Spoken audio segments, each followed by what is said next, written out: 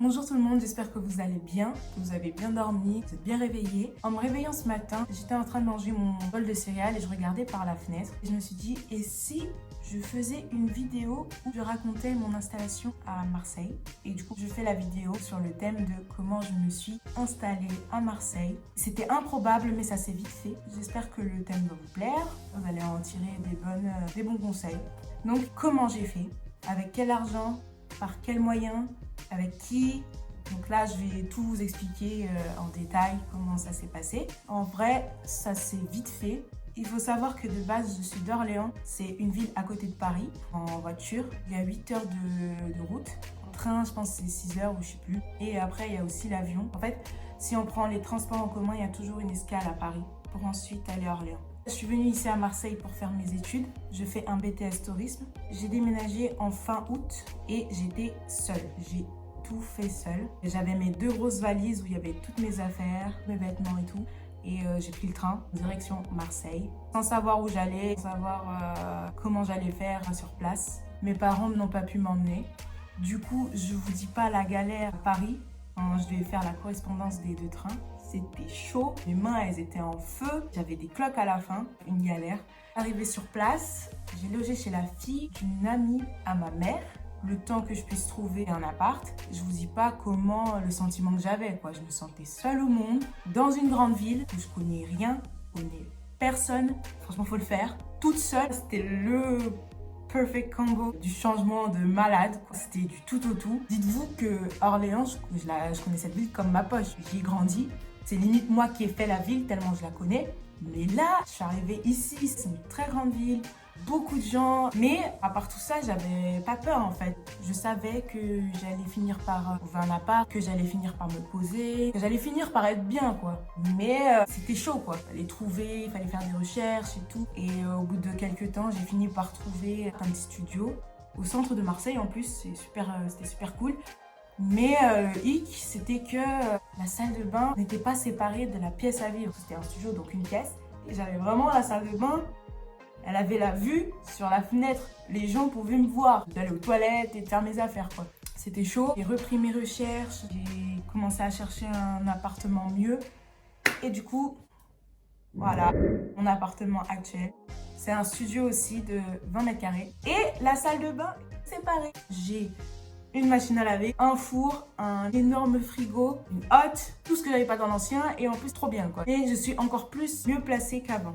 Franchement, je remercie Dieu pour ça parce que c'est juste une bénédiction, un truc de malade. Ce que je veux dire par cette histoire, par cette situation que j'ai traversée, c'est faut pas avoir peur du changement en fait. Moi, j'avais besoin de changement, j'avais besoin de voir quelque chose de nouveau, de nouvelles personnes, de nouvelles choses en fait et j'ai foncé, j'ai fait le pas et franchement, je regrette pas. Je vous conseille à vous de le faire en fait. Si vous avez besoin de ça aussi, faites-le.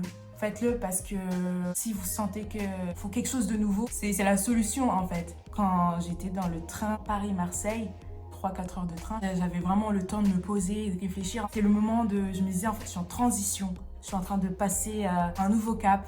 Je suis en train de vivre un nouveau chapitre de ma vie en fait. C'est là que ça fait mal parce que après quand je suis arrivée et que je suis restée chez donc la fille de l'amie de ma mère, là je voyais en fait que du coup bah c'est tout nouveau, c'est inconnu. C'est là justement que ça commence à prendre forme, les choses commencent à changer en fait. On est inconfortable. C'est à ce moment-là que le meilleur il commence à venir en fait. Je sais pas si vous arrivez à suivre ce que je dis, mais il y a 2 périodes, le moment de transition et après d'adaptation.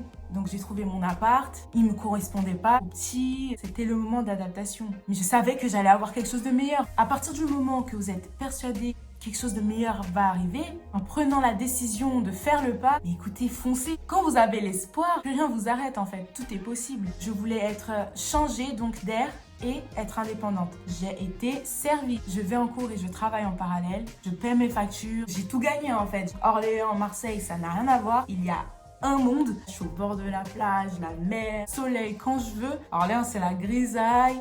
Après, il faut que tout ce qu'on décide de faire soit calculé, un minimum. On va pas se lancer dans un truc, tête baissée, c'est faire n'importe quoi. Parce que quand je dis je suis venue seule, sans agent, sans rien, oui, c'est un fait. Mais j'ai quand même mon père qui m'a laissé un chèque signé sans mettre le montant pour la caution. pour que, une fois que j'ai trouvé mon appart, je puisse avoir la caution ou quoi. Ma mère, elle a prévu le fait que je reste chez la fille de son amie. Donc je dis que j'avais pas les moyens ou quoi, mais il y avait quand même une petite structure qui fait que les choses puissent se réaliser. Et si vous êtes dans une situation, vous voyez qu'il y a possibilité, mais que c'est chaud, franchement, foncez. Moi, c'était mon cas. Je voyais qu'il y avait la possibilité de le faire, mais c'était chaud. J'ai pas eu peur. Je suis allée et aujourd'hui, je suis là. Je regrette pas du tout. Au contraire. Et en plus, depuis que je suis ici, j'ai changé d'état d'esprit. J'ai changé, en fait. J'ai grandi. J'ai connu de nouvelles choses. Je continue de connaître, d'apprendre de nouvelles choses. Et voilà, quoi. N'ayez pas peur. Prenez la décision de passer le cap. N'ayez pas peur de la transition parce que forcément, c'est qu'il y a une transition. De passer d'un pas à l'autre. Quand vous marchez, vous mettez bien une jambe devant l'autre, c'est pareil. Ça fait qu'on avance et surtout l'adaptation. Donc voilà tous les conseils que je peux vous donner. J'espère que ça apportera des réponses à vos questions, du soutien, voire même va vous aiguiller dans vos décisions. Ce que je retiens aussi de cette expérience que j'ai eue, j'ai pu faire confiance en Dieu. Je ressentais que tout venait de lui. Quand il y a quelque chose qui vous arrive, vous ressentez si c'est bien pour vous ou pas. Si ça doit se faire ou si ça doit pas se faire. Et moi, je ressentais vraiment que ça devait se faire, que c'était une évidence. Même sans avoir tout ce dont j'avais besoin, je ressentais que c'était le bon chemin que je prenais. Aujourd'hui encore, quand je vois ma situation actuelle, ça confirme bien le fait que oui, c'était ce que je devais faire. Merci Dieu pour ça. Oui, je suis très croyante, mais j'aime pas mélanger ma relation avec Dieu avec la religion parce que ça n'a rien à voir, strictement rien à voir. La religiosité, c'est pas pour moi, pas du tout une religieuse. J'ai une relation forte avec Dieu, vraiment. Tout le monde peut l'avoir, vous pouvez l'avoir. Bref, j'espère que cette vidéo vous aura plu. Laissez un pouce en l'air, commentez la vidéo, partagez-la. On se dit à la prochaine. Bisous.